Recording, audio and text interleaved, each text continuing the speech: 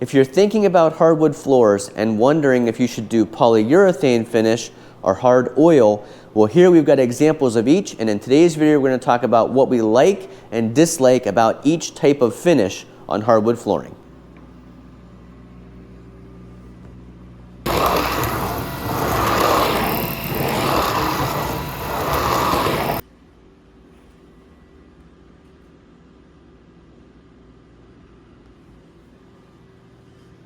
If you're thinking about hardwood floors, one of the biggest decisions is the species.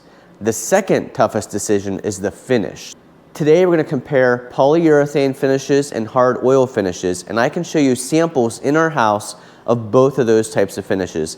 And then we'll talk about the advantages and disadvantages of each. And we'll also talk about furniture and scratches and padding and all that stuff that's important to know, as well as a lesson we learned about power reclining couches like this one you're seeing off to the side. And if you stay tuned all the way to the end of the video, I'll talk to you about how I broke my nose and what that has to do with the hardwood floors. Throughout the last several years, we've replaced almost all the carpet in our house with hardwood. The section I'm on right now is oak. In the other section of the house, we've got hickory. We'll talk in this video about the sizes of those planks and why we chose those types of woods and the finishes. I've also got walnut upstairs. I've got more oak upstairs that has a different finish on it, and I'm thinking about doing walnut as my baseboard trim. So let's talk about the types of wood and why we chose the wood we have here in our home. Here at Purple Color Life, we live in the woods of Northwest Pennsylvania. There are Pennsylvania hardwoods all around us behind the house. Here we've got oak, hickory, walnut, maple, cherry, and that's why we wanted to choose species that are native to the area that we are living in. So throughout our house we have hickory because that is one of the hardest hardwoods. It holds up the best to, for example, our Great Dane Olive walking on the hardwood, and then much like Scooby-Doo, scratching up the floor when she tries to go or stop. When we first built the house, almost all of our flooring was carpet. And we found that over time the carpet really held the dust, made you sneeze a lot more, holds a lot of the dirt into it, and ripping all that carpet and padding out and replacing it with hardwood made the house much easier to clean and less allergy prone, since it's not holding all that dust and mites and cat dander and dog fur. All that's much easier to clean on the hardwoods. Over the 20 years of being in the house, we actually had already replaced carpet at least once in most of the rooms because it just doesn't hold up for the long haul. Maybe 5 years, 10 years, carpet still looks good, but after that it really starts to look poor. Hardwood, on the other hand, is a lifetime flooring. So you put it in and it's going to last probably the lifetime of the person who put it in. You can sand it down and refinish it several times. So this hardwood will be the last time we put new flooring in this section of the house. So this section of the flooring is actually the first section of hardwood flooring we put in the house. This is 5-inch wide hickory planks. Hickory ranks as one of the hardest hardwoods, so it holds up really well. The issue with hickory, though, is if you go too wide in an area that has climate change like we do, those boards will warp and curve over time. So 5 inches about as wide as you want to go with hickory in a climate change area like us. The hickory has to be able to move during that time, so 5-inch planks is the best way to go at the maximum to handle those climate changes. The other nice thing about the hickory is, and we put the polyurethane finish on this, so it's super easy to wipe up any spills or messes. If Olive comes in from outside and her feet are muddy, really easy to wipe that mud off of this flooring. You can clean polyurethane flooring with just water or hardwood flooring cleaner. I know a lot of people mix like Murphy's oil soap. There's a lot of different ways and a lot of different techniques that people use to clean their hardwood floors. Typically we use just water. If you have pets like we have, like I mentioned, there are a lot of scratches that happen to the surface. The polyurethane handles those scratches really well over time. Even though sometimes you can see them, it still hasn't damaged the wood underneath. The other nice thing about the polyurethane finish is Jennifer's able to easily run the Swiffer over it to pick up any dust and dog hair for really quick daily cleaning. As far as the cons for the polyurethane finish, you can see it does make a shinier finish, and some people prefer a more matte look. So the polyurethane will reflect the light out of the windows. It also does yellow over time, so this looks more yellow in this section of the house where this has been our finish for over 12 years than in another section where we just put hickory flooring down less than 5 years ago. And I'll show you that difference here. You know, it does yellow over time, but when you first put it down, it looks very clear. The other issue with the polyurethane flooring is it does take more time to apply. So if you're doing a hard oil finish, and we'll talk through that later on in this video, it's a little bit faster, a little bit easier application process. Putting the polyurethane on several coats is a little bit more complicated and time consuming and smelly. So here's a good example of how the finishes look different. You can see the shiny finish of the polyurethane and the matte finish of the hard oil. If you're looking for a set it and forget it type of floor, polyurethane is a hard finish to beat. But you will still see some scratches, as we can see right here on this section of the floor. At some point, a chair had like a pebble or a stone or something in it, and that piece of grit, when the chair got moved, cut right through the polyurethane coating. Now this is fixable. You could sand this section of the finish off and refinish it, but this is just an example of how, even though this is a very good and durable finish for on hardwood, there will still be scratches. There's another section that I'll put a clip in right here where our previous dog, our golden retriever, would always make a tight turn around the hallway, and her nails would catch the edge of the polyurethane coating and chip away at it over time. Here on the staircase going upstairs and in my upstairs office, we have polyurethane finish on top of oak flooring. So this will be a good example for how you can see the finish difference on a different species of wood. So on this oak flooring, which is 7 inches wide, we've got the same polyurethane finish, but you can see how it looks slightly different because of the wood that it's on top of. There is no color or dye in this finish. It is a natural finish. So in this example, you're seeing exactly what that oak looks like with a clear polyurethane finish. Up here in my office, I have a walnut wall. These are 4-inch pieces with a mitered bevel edge, and this is all hard oil finish. So here's what walnut with hard oil application looks like. You can see it really brings out the color and the tone of the wood. So this is 7-inch oak with a Rubio hard oil finish on top. And this, you'll see there's not really a shine to it. There's not that protective polyurethane layer. This is actually just the wood, the very top layer of the wood with some oil that has penetrated into the wood. So you won't have the protective qualities of the polyurethane layer on top of the wood, but you can see how it gives that different look. You can see, any little imperfection in the wood, which we wanted character oak, and we have character hickory. Character just means that this isn't the select wood that has no imperfections, but rather this is the wood that has the imperfections, which is exactly the look we were going for here in our more rustic style home in the middle of the woods. So you can see there's wormholes, there's knot holes, but the other thing you can see that the hard oil shows, and this is one of the things that Jennifer doesn't love about the hard oil, you can actually see what I call the tiger flecking or the tiger mark in the wood. And this is where, because of the grain of the wood and where the sap was inside the tree, the hard oil doesn't penetrate the same into these parts of the wood. So you can see hard oil penetrates and gets that color down here right in this part of the grain, but where the sap was, it didn't penetrate as well. And I like that character look. That's one of the things that Jennifer doesn't love about the hard oil finish on the oak. Jennifer does really like the knots, and this is actually, these would be holes where you would accumulate dirt and dust.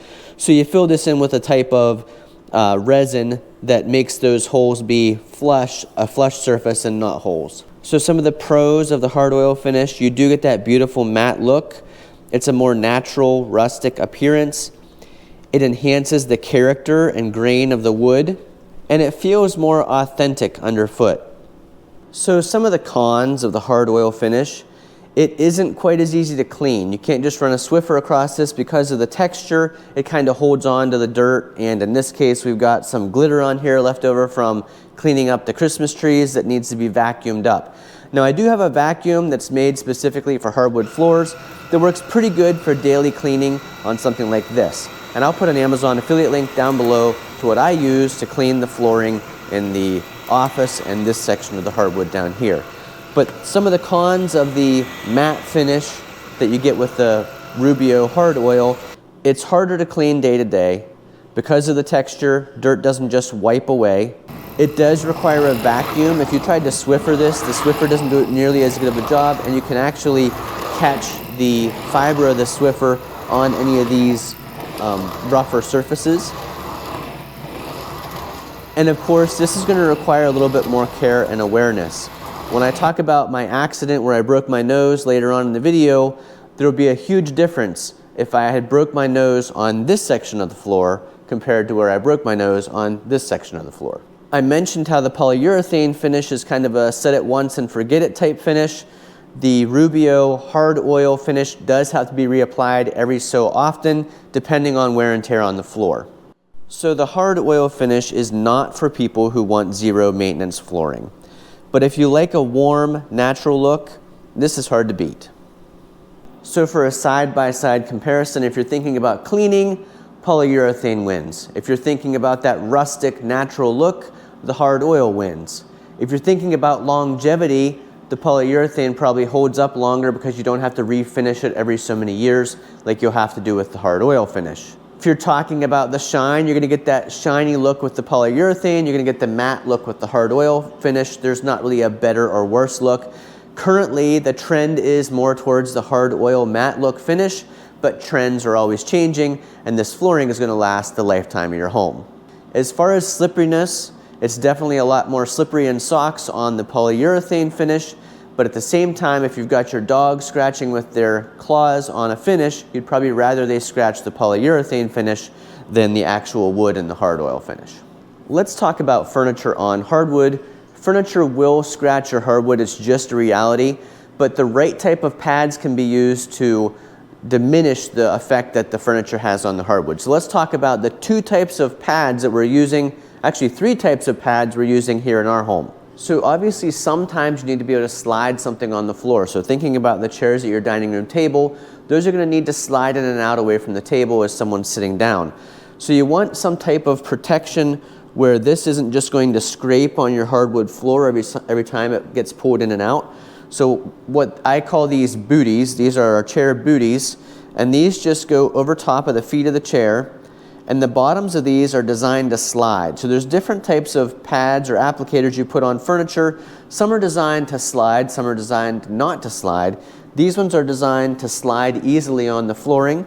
So you just simply apply these on top of the foot of the chair, and it becomes a little booty on the foot, and then the chair slides easily. Now you can adjust kind of where the flat surface of this is on the chair, but the chair slides easily on the floor now without scratching up the floor. Now if you have pets, over time you will accumulate pet hair on these little pads, but they are not that expensive, they're easy to replace, and they're pretty easy to wipe off. Amazon affiliate links to all of these type of pads will be down below in the description. Now these types of little felt pads are what we used to use on our dining room chairs and what we use on our stools. But what we've found with these is that they wear down pretty quickly over time, and they accumulate the sand or dust particles in them, which is why we ended up with that scratch over on the other side of the table. So while we do still have these on the stools, because I haven't found booties for over the bottoms of the stool feet, I'd just be cautious with these as far as longevity and what they pick up in that felt material. Now something you don't want sliding around is your couch every time you sit down on it. And when we got rid of the carpet in this section of the house, one of my major worries was what happens where the couch is, because these couches today mostly have metal frames on the bottom, and I could only imagine the metal scraping up our hardwood on the brand new flooring. But we found these anti-slip furniture pads, and again I'll put the link to these down below.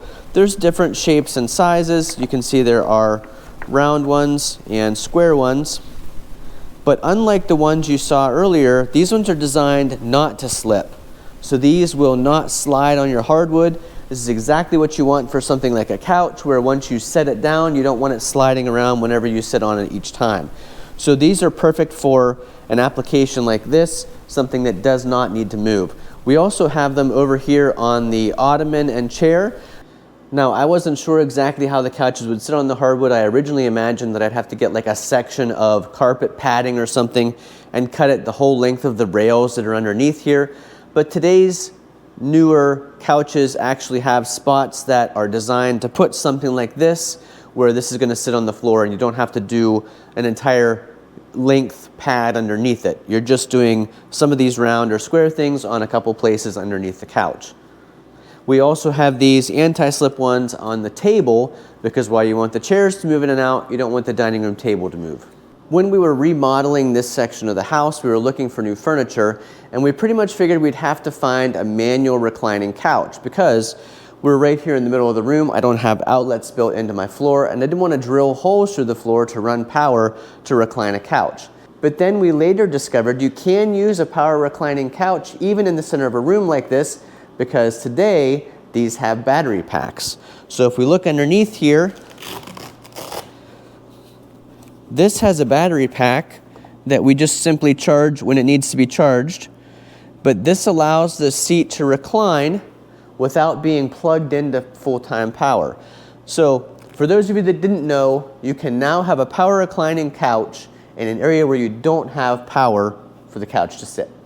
So we now have only 3 rooms in our house that don't have hardwood, and hardwood is one of the best upgrades we've ever made. Those 3 rooms are on our list to be upgraded to hardwood in the future. So we like that we're using the local species from a local supplier in a lived-in house here. You'll notice that we don't have rugs throughout the space. We like the look of the hardwood. I know a lot of people like to put rugs on top of the wood just to soften the space up a little bit. We like how the hardwood looks. We also have hardwood in our kitchen, which is not always recommended. We have hickory throughout the section of the dining and kitchen area. We haven't had any issues with it, but I know that some people don't recommend hardwood in a kitchen space. When it comes to finishes, the polyurethane and the hard oil both have their place. I'm glad that we ended up with the hard oil finish here in the living room. There's a lot less spills, there's a lot less traffic in this type of space, but I'm also really glad we have the polyurethane finish in the dining area, in the kitchen, and in the entryway, because that's a better finish for those type of locations where you get a lot of traffic in and out. There's a potential for spills and accidents. Now let's talk about a recent accident I had. So I'm fighting off a cold here, and the other night I had a sneezing fit. Sneeze after sneeze after sneeze. Well, in my rush to get to a box of Kleenexes during a sneezing fit, after one of those sneezes, I actually passed out and fell face first into the floor. So there I am, a face full of hickory, and when I quickly woke up, there was quite a pool of blood underneath my face, under my broken nose. Now that was not a problem for Jennifer to clean up here on the hickory with the polyurethane coating. It was really easy to wipe up the blood. Had I been on carpet, that would have been something we probably would have had professionally cleaned or torn out. Had I been on the matte finish floor, it would have been really difficult to get that cleaned up while I was also trying to get bundled up and go to the emergency room to get my nose and my face taken care of. So there's a little example of how the polyurethane flooring was much better in that accident than had I been on the matte flooring. So only you can decide what species of wood you want to use if you're putting hardwood down, and then what finish can go on that wood. In our house, there's a place for both polyurethane and hard oil. Hopefully you found this video informative and entertaining. If so, please give us a big thumbs up, click that hype button, and leave those comments down below if you have also chosen to switch to hardwood floors, the advantages and disadvantages you found with having hardwood flooring. Thanks for watching. Hopefully we'll see you again the next time.